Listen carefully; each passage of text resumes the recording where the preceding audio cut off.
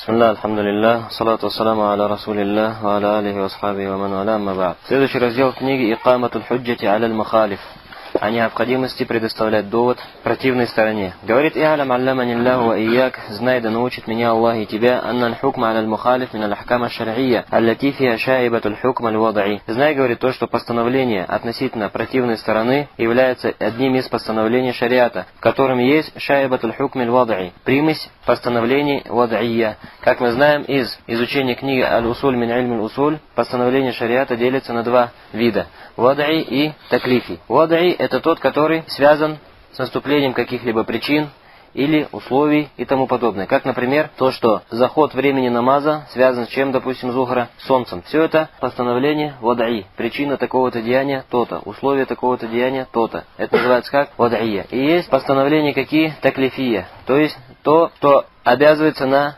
человека. Харам, мубах, мустахаб, макрух и тому подобные вещи. Так вот, говорит то, что постановление относительно определенного человека, это, говорит, одно из постановлений шариата, в котором есть примесь постановлений вадаия, то есть связаны с причинами, с условиями, запретительными факторами и тому подобными вещами. Ляна ахкама шар'ия манутатун биазбабиха. Видишь, потому что, говорит, это постановление шариата, которые связаны с его причинами. То есть постановление не выносится, кроме как при наличии причин. Мин куфрин ау бидатин ау фискин. Как наличие причины, то есть наличие неверия или нововведения или греховности. То есть относительно человека не выносится постановление о том, что он стал неверующим, если он не совершил ничего из неверия, ни из слов, ни из дел, ни из убеждений и так далее. Говорит: фаязбутуль хукм биуджудиха ва янтафи бинтифаиха. Видишь, говорит, постановление приводится в исполнение при наличии этих причин, а при отсутствии этих причин постановление приведено в исполнение быть не может. Соответственно, это, то есть постановление о нововведении или о неверии или о грешности, является постановлением каким? Таким, в котором есть примесь постановления вадаия, то есть те, которые связаны с причинами, с условиями, запретительными факторами. Каля Абу Исхак аш-Шатиби фил муафакат. Сказал Абу Исхак аш-Шатиби в книге своей аль-Муафакат: «Ва тамбани аль-ахкам аллати тактадиха аль-азбаб аля худурихи ва тартафиру инда факдихи». Видишь, постановление, говорит, строится, то есть те постановления, которые зависят от причин, строятся на этих причинах. Аля худурихи. Если эти причины присутствует постановление. Вот артафиу инда факдихи. Если эти причины отсутствуют, то отсутствует также постановление. Вакаля айдан, также он сказал: «Ас-сабабу ламман акада ва хасала фил вуджуд сара муктадиян шар'ан ли мусаббабихи». Говорит, причина, говорит, когда произошла вахасаля фил вуджуд и появилась в действительности, сара муктадиян шар'ан ли мусаббабихи, то она превращается в какой? Такой, которая заставляет прийти в действительность результат. То есть, если есть причина, то ее наличие приводит к наличию чего? Результата также в действительности. Отсюда ты берешь, что если причины нет, соответственно, и результата в действительности появиться не может. Если человек не совершил ничего из неверия, то он не может стать неверующим. Если не совершил ничего из нововведения, не может стать нововведенцем. «Илля анна азбаба хазил ахкам тааллака биха хукмун шар'и таклифи». Говорит, также здесь нужно отметить о том, что причины, исходя из которых следует постановление, с другой стороны, тоже подвешены на что? На таклифия, то есть связаны также с другой стороной или с другим разделом шариатских постановлений, а это таклифият. Как понять? Вот тахрим, то есть с этой стороны нужно указать то, что причины являются запретными. Помните, мы говорили, то, что вещи являются запретными или разрешенные, или желательные, это является каким видом постановлений? Постановление таклифия, то есть то, что накладывается на человека. Говорит: вот тахрим, факуллюн миналь куфри валь бида валь фиск харамун фи'алюху. А это то, что эти причины являются запретными, потому что любое из неверия или нововведения или греховности является запретным. Валь хукму таклифи юштарат фи хукмуль мукаллаф ва кудратуху аляль фи'аль. А если мы говорим, что это дело является таклифи, то есть постановление зависит или постановление накладывается на человека, либо харамом, либо ваджибом, либо мустахаббом и так далее, то, говорит, юштарату фихи хукмуль мукаллаф, то в нем ставятся условия обращения внимания на положение этого человека. Ва кудратуху аляль фи'аль, имел ли он силу на совершение этого действия. Ва каунуху мин казбихи, то, что это дело совершено именно им, кама калаху аль-аллама аль-Карафи фи анва аль-бурук. Как об этом сказал аль-Карафи в своей книге Анва аль-Бурук, под разницей номер 26. То есть, что он хочет сказать? То, что когда мы смотрим на деяние, мы смотрим на человека. и усмотрим на условия, выполняются в этом человеке или нет. Способен ли он это сделать, чтобы сделал он именно это. Там, чтобы он не был невежественным относительно этого, чтобы он не был заставлен и тому подобные причины. «Вализа якуль ахлюль ильм, аш-шар'у ла ялзаму кабль иль бибулюг ар-рисаля». Говорит, поэтому обладатели знаний говорят, шариат ла ялзам, не становится обязательным, пока не придет знание о том, что пришел довод рисаля, то есть довод из Корана и Сунны на такое-то деяние. «Ва икамат аль-худжа», и пока не будет предоставлен довод. В каком смысле? То есть, допустим, приверженцы Сунны говорят то, что человек познает существование Всевышнего Аллаха разумом, может познать необходимость поклонения Всевышнему Аллаху одному разумом и тому подобное. Но наказание за оставление этих обязанностей человек заслуживает только после того, как до него доведен довод. Даже если это из таких деяний, которые можно познать разумом, в отличие от кого? От ашаритов, матуридитов и так далее, которые говорят то, что человек несет ответственность, даже если не пришло указание в шариате на обязательность определенного действия или запретность, несет за него ответственность в судный день, если это такое дело, до которого можно додуматься разумом. Это отличие приверженцев Сунны от ашаритов, матуридитов и тому подобным течениям в этом вопросе. Знаешь, Ахли Сунна как говорит? Если дело из таких дел, до которого можно додуматься разумом и понять это разумом, то человек обязан это понять. Но ответственность в судный день и заслуживание наказания на него накладывается только в том случае, если до него был донесен довод шариатский, аяты и хадисы, а не просто довод разума. Поэтому говорит, «Вализа якулю ахлиль ильм», поэтому говорят обладатели знаний, «Аш-шар'у ла ялзаму кабль ильм». Видишь, шариат не становится обязательным, то есть какие-то постановления шариата на человека не становятся обязательными, то есть не несут за собой последствий и ответственности в судный день. «Кабль ильм би булюг рисаля». Пока не станет известно, что до этого человека дошло, что булюг ар-рисаля, дошло до него послание Аллаха и его посланника, ва икамат аль-худжа, и дошел до него, был предоставлен до него довод. Кама калаху Абу Мухаммад ибн Хазм фил ахкам, как об этом сказал Абу Мухаммад ибн Хазм в своей книге Аль-Ахкам. Сказал, аль-тимару иннама якуну ба'д аль-ильми бил-амр аль-лазими ла кабля. Говорит, приказ на человека может быть распространен, то есть ответственность за этот приказ, и последствия этого приказа на этого человека могут быть распространены только после того, как до него дойдет знание о том, что подобное деяние является обязательным. Но ответственность и последствия ла кабль не накладываются на человека до донесения этого знания. Поэтому мы говорим, если человек совершил какое-то деяние в день уразы, которое портит эту уразу, но вместе с этим он не знал, не имел шариатских доводов, то это деяние уразу портит. Мы говорим, последствия и результаты на него не накладывают, так как он не обладал знанием в этом вопросе. Даже если мог бы догадаться до этого разумом, что такие деяния могут испортить уразу. Зачем мы все это разбираем здесь? Потому что это имеет непосредственное отношение к вопросу выведения постановления относительно людей. О нововведении, о неверии, о грешности и так далее. Потому что такое постановление и вынесение его зависит от чего? От донесения довода до этого человека. Если до него не был донесен довод, то относительно него постановление по этим вопросам не выносится, так как он не несет ответственности за это деяние и не накладывается за это последствия. Говорит, вот далилю кавлю та'аля, и довод на это слова Всевышнего,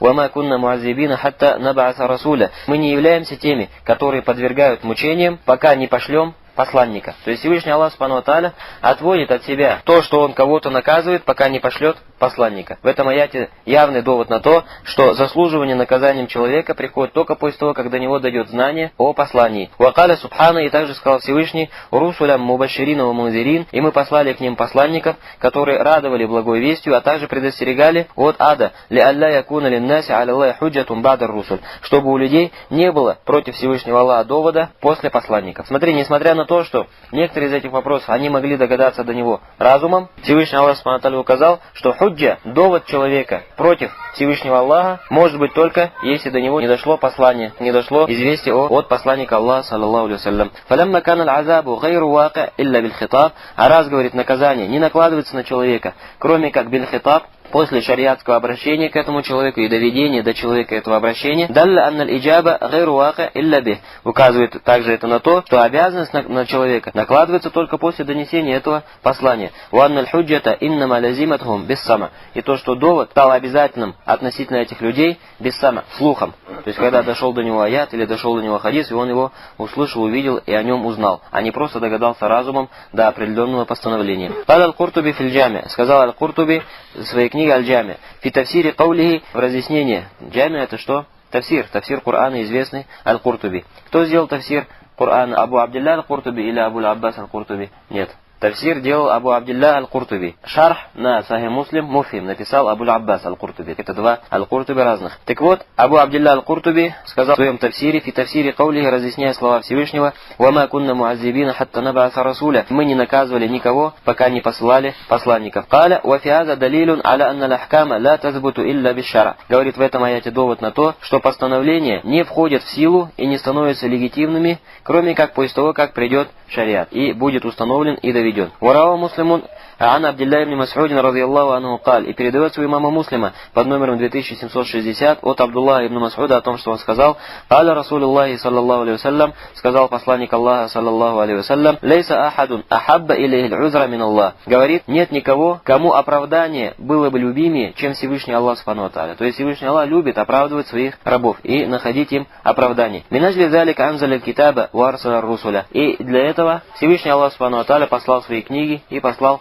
посланников, чтобы довести до людей довод и знание об определенных постановлениях шариата. Ва ма'наху, и смысл этого асара или хадиса от посланника Аллаха саллаллаху алейхи вассалям: икаматуль худжа, указание на необходимость донесения довода до человека. Хатта янтахи аль-узра, только таким образом может быть отведено оправдание от человека. То есть, если до него довод не доведен, оправдание на нем продолжает оставаться. Кама каляху аль-Кади Ияд, как об этом сказал Кади Ияд, валь-Куртуби валь-Мубарак-Фури, а также Куртуби, а также аль-Мубарак-Фури. Кали ибн Шат фи идрар аш-шурук аля анва аль-Бурук. Сказал ибн Шат в своей книге Идрар аш-Шурук на анва аль-Бурук. Анва аль-Бурук написал кто? Аль-Курафит. И на нее написал книгу ибн Шат, тоже один из обладателей знания вопрос хусуль аль-фикх. Говорит: фи калямихи аля мунасабат иштират аль-илм фи хитаб ат-таклиф, объясняя необходимость обусловливания шариатских обязанностей знанием. То есть, если мы обусловливаем шариатскую обязанность на человека и накладываем на него шариатскую ответственность, то это не может быть наложено, кроме как после донесения знания до этого человека.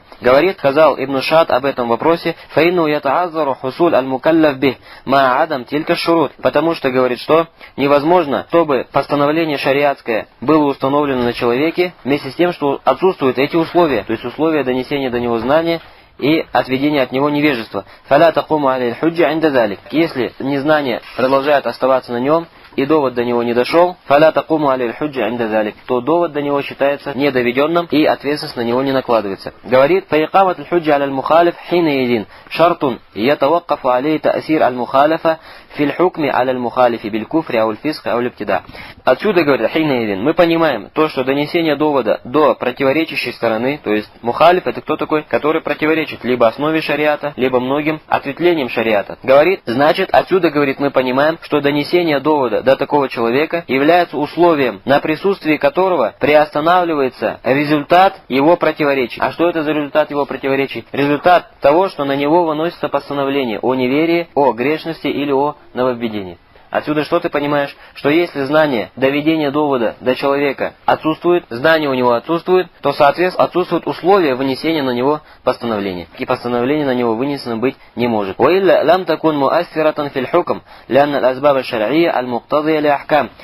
а если мы скажем, что это не является условием, то получится, что знание и донесение довода не обладает никакого влияния на постановление. لأن الأسباب الشرعية المقتضية لأحكام إذا توقف اقتضاؤها أحكامها على شرط فإن الحكم ينتفي عند انتفاء الشرط. Говорит, нужно упомянуть о том, что причины шариатские являются теми, которые несут за собой последствия. Если они отсутствуют, отсутствуют также последствия. Как, например, условия. Говорит, если нет условия, то отсутствует и что? Результат этого условия. Если мы говорим, условием действительности намаза является направление на киблу. Если отсутствует это условие, то и намаз является каким? Недействительным. Говорит Каля Шатаби фил Муафакат. Говорит Аш-Шатаби в своей книге Аль-Муафакат: бада ан харрара каидата та'сир аль-азбаб фи ахкамиха инди истикмаль шараатиха.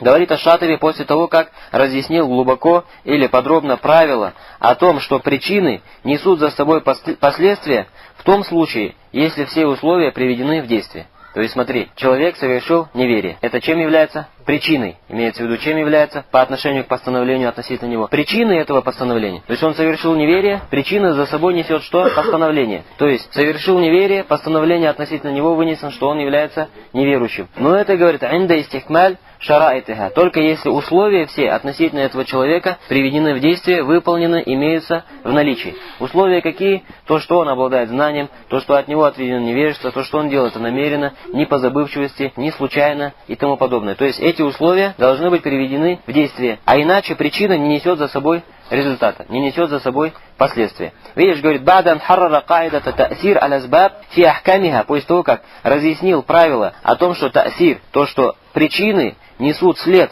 на постановление, то есть постановление следует за причиной, «Инда истикмали шараитиха», но только и после того, как будет приведено в полное наличие все условия. «Ваинтифа маванииха», и так, чтобы не было никаких запретительных факторов выносить постановление относительно этого человека. «Ванну ла юльтафату иля казды мутаати сабаб хиляфа мактадаху сабаб мин хукмин». А также то, что не обращается внимание на намерение мутаати сабаб, того, кто совершил эти причины, в противоречие тому, что несет за собой причина из постановлений. «Каля хаза хукмуль азбаб ида фу'илят би истикмаль шараитиха ва интифа маванииха». Говорит, это постановление относительно тех причин, которые были совершены, если при этом все условия были соблюдены и все запретительные факторы были удалены. «Уамма ида лам туфаль аль азбаб аля ма янбаги ва ла стукмилят шараитуха». А если, говорит, все причины не были совершены так, как это надлежит, а также условия все, шараит, не были доведены до конца, а также запретительные факторы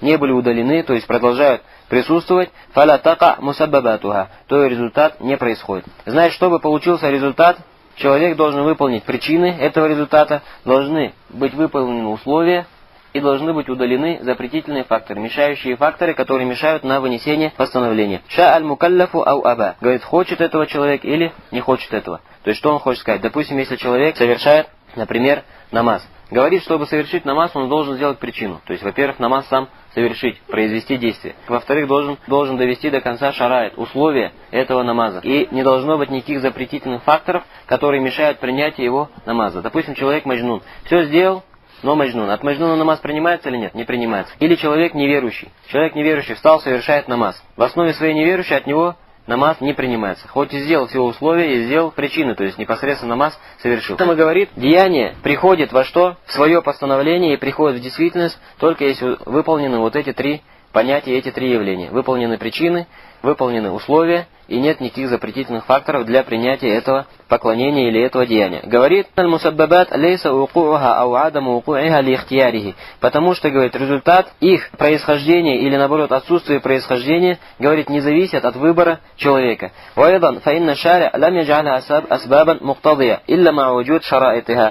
также и шариат не указал на то, что одно лишь выполнение деяния является что несущим за собой результат. Но говорит, что шариат установил, что необходимо присутствие условий, а также отсутствие чего запретительных факторов. Фаида лям татаваффар, а если все это не имеется в действительности, лям ястакмиль ас-сабаб, то и причина не является совершенной, действительной. Ан якуна сабабан шар'иян, и не становится какой шариатской причиной. Вот этот вот вопрос является важным. И касается вопроса выведения постановления относительно личности, о неверии, о нововведении и так далее. То есть только совершением причины, то, что он совершил неверие или совершил какое-то нововведение, еще не указывает на обязательность вынесения постановления относительно этого человека. Но нужно посмотреть, вынесение постановления, все ли условия соблюдены для этого вынесения постановления, ничего ли не мешает вынесению этого постановления. Если это и это присутствует, и причина выполнена, тогда постановление следует. Хочет человек или не хочет, он обязан вынести это решение, потому что таково решение где? В шариате. То есть не зависит от тебя, относительно человека, выносить решение о том, что он нововведенец или не выносить. Хочу выношу, не хочу не выношу, тут такого нет. Если выполнены человеком причины, то есть он совершает определенный вид нововведения, который противоречит основам шариата, или в большом количестве противоречит ответвлениям шариата, причины им выполнены, условия вынесения постановления все имеются, никаких запретительных факторов нет, вынесение решения должно быть выполнено. Хочется тебе этого или не хочется, потому что это решение вынесено. Знаешь ты об этом или не знаешь, хочешь ты этого или не хочешь, согласен ты с этим или не согласен, это решение уже вынесено Всевышним Аллахом Субхану ва Тааля, исходя из его шариат. Поэтому это вынесение не зависит от тебя, хочешь ты его выносить или нет, но оно уже накладывается на человека. Таиб. Говорит, Кали ибн Шад, сказал ибн Шад в своей книге Драр аш-Шурук на Анва аль-Бурук. Фаину яртафи ват таклиф ма адам тилька аусаф. Видишь, говорит, обязанности человека поднимаются, если все эти аусаф, если все эти описания не присутствуют. Фаяртафиу хитаб аль-вад аль-мураттаб алейх. И поднимается, соответственно, что обращение вадаи, которое обращено к этому человеку, которое следует за совершением его причин. То есть принятие, непринятие этого деяния. Чтобы оно было выполнено и вступило в действие, необходимо наличие чего? Наличие всех этих условий, всех этих описаний. Поэтому говорят, намаз от человека принимается, если он не маджнун, если он не кафир, неверующий, если он выполнил условия и тому подобное. Далее говорит, وَيَعْنِ بِالْأَوْصَافِ الَّتِي شَرْطٌ فِي تَأْثِيرِ السَّبَبِ فِي حُكْمِهِ الْعِلْمَ وَالْإِخْتِيَارِ. Под описаниями Ибн Шад что имеет в виду? То есть под теми описаниями, которые являются условием того, чтобы причины действительно понесли за собой результаты. Говорит, это аль-ильм аль-ихтияр. Знание человеком того, что он совершает, и постановление об этом деянии, и ихтияр, его выбор. В каком смысле? То есть, если человек совершает деяние без знания, или совершает деяние без своего ихтияр, без своего выбора, тогда это деяние не несет за собой последствия относительно него. То есть человек не знал, что это является нововведением, не знал, что это является неверием. Или человек знал, что это нововведение, но сделал это без своего выбора. Был к этому заставлен, или совершил это по забывчивости, или совершил это по ошибке, то постановление, соответственно, относительно него приведено быть не может. Вализа закара аль-Карафи фи анва аль-фурук. Поэтому упомянул аль-Карафи в своей книге анва аль-фурук тахта баян каида анна аль-хукм аль-вад'и ла юштарат фихи аль-ильм фаязбуту бимуджаррад сабабихи. Разъяснил правило о том, что касается постановлений вад'ия, то в них не ставится условием наличия знания человека. Но оно утверждается лишь по выполнению причины. Как, например, то, что причина накладывания обязанности совершения намаза, отклонения солнца от чего? От зенита. Говорит здесь, знает человек или не знает о том, что солнце отклонилось от зенита или не отклонилось от зенита. Это что? Не влияет на вынесение постановления шариатом, что время намаза зашло. То есть, видишь, это уже что? Постановление вад'ия, то есть, которое непосредственно не касается самого человека. Время, солнце отклонилось от заката, отклонилось от чего? От зенита. Постановление было введено в действие. Какое постановление? О том, что время намаза зашло. Человек об этом знал или не знал, хотел этого или не хотел, выбрал это сам или не выбрал, никакого влияния на данное постановление не имеет. То же самое, если у человека был достигнут нисаб относительно заката, то есть, например, его имущество дошло до определенной степени, до определенного уровня, на него накладывается постановление, что закат стал на нем обязательным. Знает он этого или нет, хочет он этого или не хочет и тому подобное. Все эти вещи из группы вад'ия. Так что причина несет за собой результат. Здесь уже нет связи с мукалляфом, поэтому нет такого понятия, что должны быть приведены условия наличия знания и наличия выбором этого человека. Вот это ясно или нет? Разница между этими двумя. Говорит, и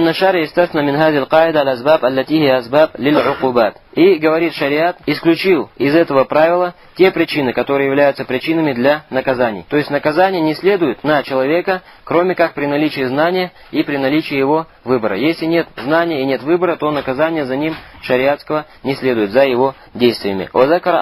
Потом автор книги, кто Аль-Карафи, упомянул различные примеры. Сумма каля затем сказал: «Вассирру фи истисна хади аль-каида мин хитаб аль-вада анна рахмата сахиб аль-шар таба укуба ман лам яксид аль-фасад». Говорит, и причина или секрет, почему шариат исключил вопросы наказания из постановлений вад'ия, потому что милость законодателя, то есть милость Всевышнего Аллаха Субхану ва Тааля, не принимает наказание на человека, который не стремился к фасаду, то есть не хотел противоречить шариату, но сделал это ненамеренно, без знания или по ошибке, по забывчивости и так далее. Так что человек не стремился к этому фасаду своим ирадой, то есть своей волей и своими способностями. Но его сердце содержит в себе иффа, то есть скромность или удержание от дурного, ватта и подчинение валь инаба и возвращение ко Всевышнему Аллаху. Подобных людей законодатель не наказывает, как милость от него и как снисходительное отношение к своим рабам. Говорит автор книги, Шейх Саид Дааз, то, что нет сомнения, что также постановление относительно человека о неверии или о нововведении или о греховности, это одно из постановлений, которое несет за собой рукубат, несет за собой виды наказаний. Мин катлин ау та'зирин ва хаджрин. Либо убийство этого человека, либо его какое-то наказание, как, например, заточение в тюрьму, ау-хаджр, или бойкотирование этого человека. Камаху ма'люм инда ахлил ильм, как это известно у обладателей знаний. То есть, если человек совершает такие деяния, и относительно него будет вынесено постановление, то за этим несет, или за этим следует наличие определенных видов наказание, так или нет. А раз так, то здесь недостаточно всего лишь наличия причины, всего лишь наличия действия, слова или вероубеждения, но должны присутствовать условия и должны отсутствовать запрещающие факторы на вынесение этого постановления относительно данного человека. Ясно? Теперь отсюда ты понимаешь разницу, когда говорят, кто скажет так-то, тот стал неверным, кто сделает так-то, тот становится нововведенцем. Это общее постановление. То есть из главы какой? Причина и результат. Но когда дело касается конкретной личности, здесь уже недостаточно ограничиваться лишь причиной и результатом. Почему? Потому что в первом случае речь идет о теории. Кто скажет так, тот стал неверным. Кто скажет так, тот стал нововведенцем. Это лишь теория. Реальных наказаний ни на кого не накладывается, исходя из этой теории. Но когда мы говорим о конкретной личности, то это уже переходит из разряда теории во что? В разряд практики. И если на человека вынести постановление, то за этим следует наказание. А раз за этим следует наказание, то шариат уже не ограничивается лишь причина-результат, но требует с наличием причины также наличие всех условий и отсутствие всех мешающих факторов для вынесения постановления. Потому что после постановления следует наказание, определенные виды наказания на человека. Ясно вот эта разница между общим постановлением и частным постановлением. И почему мы разделяем между общим постановлением и частным постановлением? Почему мы не скажем, почему мы все это разделяем? Давайте не будем разделять, что общее, что частное, будем выносить одинаковое постановление. Мы говорим нет. Почему? Потому что в теории за постановлением не следует наказание конкретной личности. А на практике за постановлением на конкретную личность уже следует конкретное наказание на эту конкретную личность. Поэтому наличие причины лишь одной уже является недостаточным. Потому что, говорит, милость шариата, то есть милость Всевышнего Аллаха Субхану ва Тааля, та'ба, то есть отказывается наказывать человека, если он не стремился к этому действию сам, или был невежеством относительно этого, или совершил это по незнанию, по ошибке и так далее. Далее. Говорит, فمثله إذن وإن كان توفر سببه فلا بد من اعتبار شرطه المتوقف تأثير السبب عليه. Поэтому, говорит, в данном случае, даже если есть таваффур асбаб, то есть причины все выполнены, человек выполнил действие или высказал слово, или имеет дурное убеждение, то, говорит, непременно в любом случае должно присутствовать что наличие условий, на наличии которых приостанавливается результативность этой причины. Как понять? То есть причина есть, но за ней результат следует или нет? Говорим, это зависит от наличия условий. Если условия есть, причина несет свою результативность, несет свое влияние и свой след, и выносится постановление. Если условий нет, результативности следа и влияния тоже нет. Понятно вот это предложение? Говорит, видишь, аль-мутаваккифу та'сир ас-сабаб, то есть та'сир ас-сабаб, несение следа, слово асар. Асар это что след?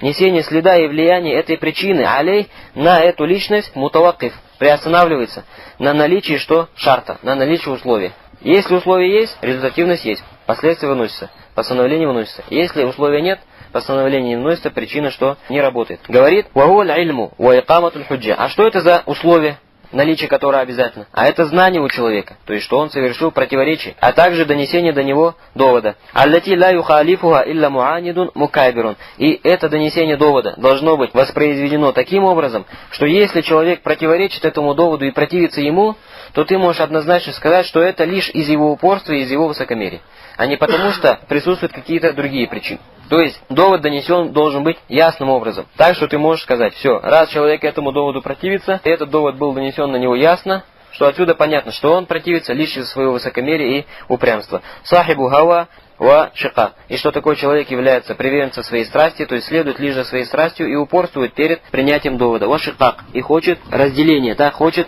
противоречия, противостояния Аллаху и его посланнику. Ва минхуна каля ахлюль ильм. Поэтому сказали обладатели знания, лейса куллю ман вака фил куфри вака аль куфру али. Видишь, отсюда вытекает у обладателей знания вот это правило. Не каждый, кто попал в неверие, неверие попадает на него. Ясно? Не каждый, кто совершил неверие, постановление о неверии выносится относительно него. «Валейса куллю ман вака фил бида вакаатиль бида алей». И не каждый, кто совершил нововведение опускается на него. «Вама куллю ман вака фил фиск вака аль фиску алей». И не каждый, кто совершил грех, постановление о грехе выносится на него. «Ва куллю ада минхум и'тибаран ли шарты икаматиль худжа». И все это что? Это правило от обладателей знания, от того, почему они высказали это правило, от того, что они обращали внимание на условия доведения довода до человека. Видишь, и действительно так, брат, человек, может быть, принял ислам недавно, или принял ислам давно, но не обладает достаточными знаниями обо многих вопросах шариата. Совершает какое-то действие, думает, что это разрешено. Не задумывается о том, что это может быть запретным. До него знание не дошло, или попытался найти ответ на этот вопрос, но не нашел на него ответа. Что-то помешало ему для нахождения ответа на этот вопрос. Совершил это действие. Можно ли сказать, что он стал из-за этого грешником? Нет. Почему? Потому что довод до него не дошел, знания у него не было об этом деянии. И он не знал, что это деяние является запретным. То есть своим деянием он не стремился к фасаду, не стремился к противостоянию против Аллаха, его посланника и так далее. Говорит: «Вакад байяна залика шейхул ислам ибн Таймия фи мавада мутааддида баянан кафиан». Говорит, также шейхул ислам ибн Таймия разъяснил этот вопрос подробным разъяснением в различных местах своих книг. Факаля кама филь фатава, сказал, как об этом приходит Маджму аль-Фатава 3.229. «Хаза ма анни даиман ва ман джаласа не яляму залика минни».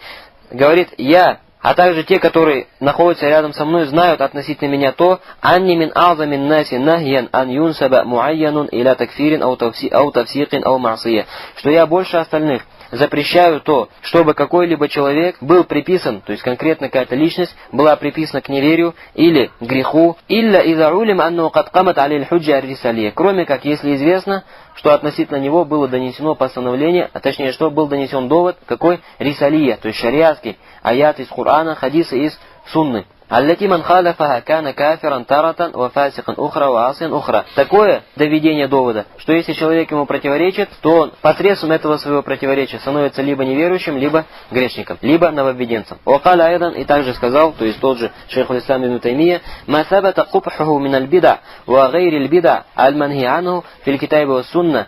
Говорит, если купх, то есть мерзость какого-то нововведения, а также не нововведения, как каких-то грехов, установлено в Коране и в Сунне, ауль мухалиф лиль китаби ва сунна, ида садара ан шахсин мин аль-ашхас, если подобное нововведение или подобный грех произошел от какого-либо человека, факад якуну аля ваджхин ю'азару фих, то может быть так, что он совершил это деяние, и оно вышло от него таким образом, что имеет он оправдание относительно этого деяния, или этого слова, или этого убеждения. То есть, что хочет сказать шейхул ислам ибн Таймия? Говорит, в шариате есть целый набор определенных деяний, слов и вероубеждений, относительно которого шариат вынес постановление, что эти слова, дела, вероубеждения являются мерзкими, являются либо нововведениями, либо грехом. И если человек совершит что-то из этого набора, то возможно, что он совершил это так, то имеет оправдание относительно своего действия, слова или вероубеждения. Имма ли иджтихад, либо он сделал иджтихад, то есть приложил усилия для выяснения истины в этом вопросе, не нашел. Или нашел правильный ответ, наоборот, в неправильном, то есть посчитал, что его ответ правильный, хотя он противоречит истине. Говорит, «Ау таклидин и'узару фих», или совершил это на основании таклида, то есть слепого следования за кем-либо, и'узару фих. Но такой таклид, который несет за собой оправдание, то есть не всякий таклид годен и принимается как оправдание. Говорит, «Ва имма ли адам кудратихи», либо потому что не имел силу, то есть не имел силу на выяснение шариатского постановления в этом вопросе. «Кама кад каррарту фи гайри хазаль мауда», как я это упоминал уже, что и более подробно разъяснял в других местах своих книг. «Ва каррарту айдан фи асли такфир ва тавсик аль-мабни аля асли аль-ваид». И также, говорит, разъяснял вопросы такфира и тавсика, то есть вынесение постановления о неверии и о грешности, то есть о нововведении относительно человека, которые строятся на основе угроз. «Фаинна нусус аль-ваид аль-лати фил китаби ва сунна», потому что, говорит, контексты, в которых приходят угрозы, то есть контексты Корана и Сунны, относительно человека, который совершил такие-то действия, «Ванусус аля имма фит такфиру от тавсик ва наху залик», а также слова имамов в вопросах такфира и вынесения о постановлении о нововведении или грехе и тому подобное, «Ла ястальзиму субут муджибиха фи хаккиль муайян», говорит, еще не означают, что муджиб, то есть постановление относительно этого человека, обязательно приводится в действие, если перед нами человек конкретный. Вот это и есть разница между чем? Между общим теоретическим постановлением и между постановлением относительно конкретной личности. Говорит, «Илля ида уджидат аш-шурут ван тафат аль-муани». Кроме как, если присутствуют все условия и отсутствуют всякие запрещающие факторы, тогда постановление относительно него выносится. Если же нет, то нет. Видишь, говорит, что шейхул ислам ибн Таймия этими своими словами. Человек может совершить какое-то дело из этого набора, того, что является описанным мерзостью в шариате, совершает это действие, но постановление не следует.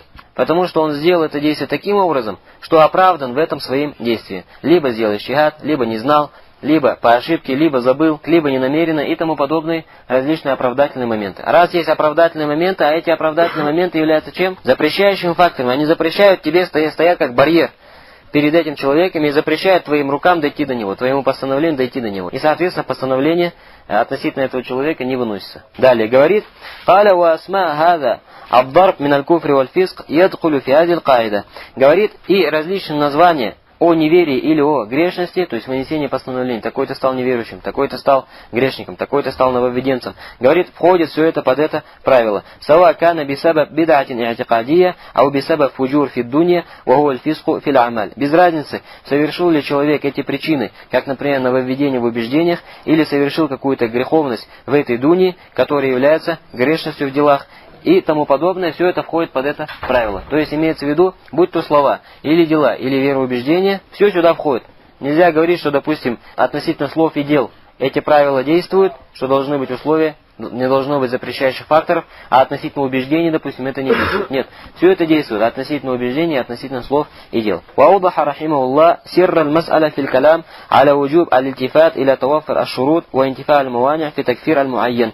Говорит и он, то есть шейх Ислам ибн Таймия, разъяснил секрет, почему необходимо и является обязательным оборачиваться и смотреть на наличие этих условий и на отсутствие запретительных факторов в вопросе обвинения в неверии конкретной личности. وَقِيَامِ الْمُقْتَضَى الَّذِي لَا مُعَارِضَ لَهُ وَهُوَ جَارٍ فِي نَظَائِرِهِ مِنَ الْحُكْمِ بِالْفِسْقِ وَالِابْتِدَاعِ لِأَنَّهُ مِنْ بَابٍ وَاحِدٍ. Говорит, и эти же вопросы касаются не только постановления о неверии, а также постановления о грехе или о нововведении. Потому что все эти вопросы идут по одним и тем же правилам, по одной и той же дороге. То есть такфир, тафсих и табде, все это из одного русла. Следуют по одному и тому же правилу. Кама насса шейху ислам аля залика фима сабака зикруху кабля астур. Как на это указал шейху ислам ибн Таймия в тех словах, которые мы читали, говорит, немногим ранее. Факаля кама филь фатава. Сказал шейху ислам ибн Таймия в книге Маджму аль-Фатава, в которой собраны различные послания и слова шейху ислама ибн Таймии. 28 том, страница 501. То есть Маджму аль-Фатава кто написал? Собрал Ибн аль-Касим, но суть то, что шейх аль-Ислам не писал такую книгу, то есть не написал бисмилля рахман рахим, Маджму аль-Фатава и начал писать. Нет, имеется в виду, что собрано нам, его учениками. Так вот он сказал, وَلِهَذَا لَا يُكَفِّرُ الْعُلَمَاء مَنْ اسْتَحَلَّ شَيْئًا مِنَ الْمُحَرَّمَاتِ لِقُرْبِ عَهْدِهِ بِالْإِسْلَامِ. То есть шейх аль-Ислам в этих своих словах разъясняет секрет, почему мы не выносим постановление на человека, кроме как при наличии условий и отсутствии запретительных факторов. Говорит, посмотрите, говорит, ученые не выносят постановление о неверии относительно человека, который истахалля, посчитал разрешенным что-либо из запретного в исламе. Ликурби ахдихи биль ислам, как, например, потому что он только недавно принял ислам, еще не знает всех постановлений шариата. Аули наш атихи бибадиятин баида, или потому что он живет где-то далеко от мусульман или от обладателей знания, и живет среди неверующих, и не может знать об этих тонкостях шариата или об определенных постановлениях шариата. فَإِنَّ الْحُكْمَ بِالْكُفْرِ لَا يَكُونُ إِلَّا بَعْدَ بُلُوغِ الرِّسَالَةِ. Потому что постановление на конкретную личность о неверии может быть вынесено только после того, как будет донесен до него довод рисали. Что значит довод рисали? То есть довод коранический и из хадисов. وَكَثِيرٌ مِنْ هَؤُلَاءِ قَدْ لَا يَكُونُ بَلَغَتْهُ النُّصُوص الْمُخَالِفَ لِمَا يَرَى. Говорит, и многие из этих людей, возможно, не дошел до них довод, который противоречит их действиям и их вероубеждениям. وَلَا يَعْلَمُ أَنَّ الرَّسُولَ بُعِثَ بِذَلِكَ. И человек может не знать, что посланник Аллаха был послан с этим, то есть запретом такого деяния.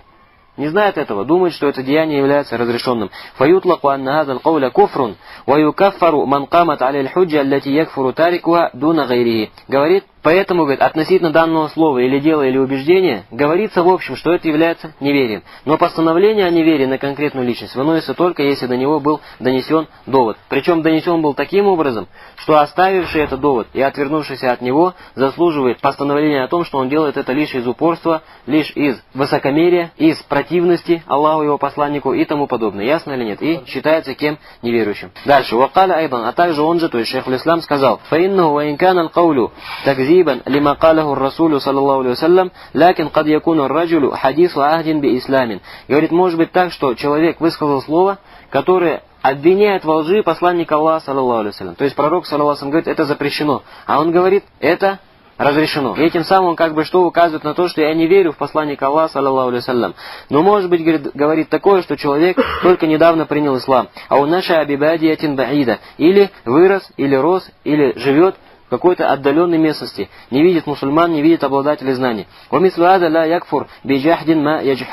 Такой человек, говорит, не становится неверным из-за того, что он отрицает что-то из установленных постановлений шариата. Хатта такума алейхи худжа, пока до него не будет доведен довод. Вакад якуну раджулю лам ясма тилька нусус, ау сами'аха ва лам тазбут индаху. Может быть, говорит, человек не слышал этих аятов и этих хадисов, о запретности этого деяния. Или, может быть, слышал, но посчитал их недостоверными. Ау арабаха индаху муаридун ахар. Или он слышал эти контексты и считает их достоверными, но у него есть какие-то другие контексты, которые противоречат внешне этим, и он не может выбрать правильный ответ в этом вопросе. Так что все это привело к тому, что он неправильно истолковал этот вопрос, ошибся в этом, но постановление относительно него не выносится, потому что у него есть в этом оправдание. Говорит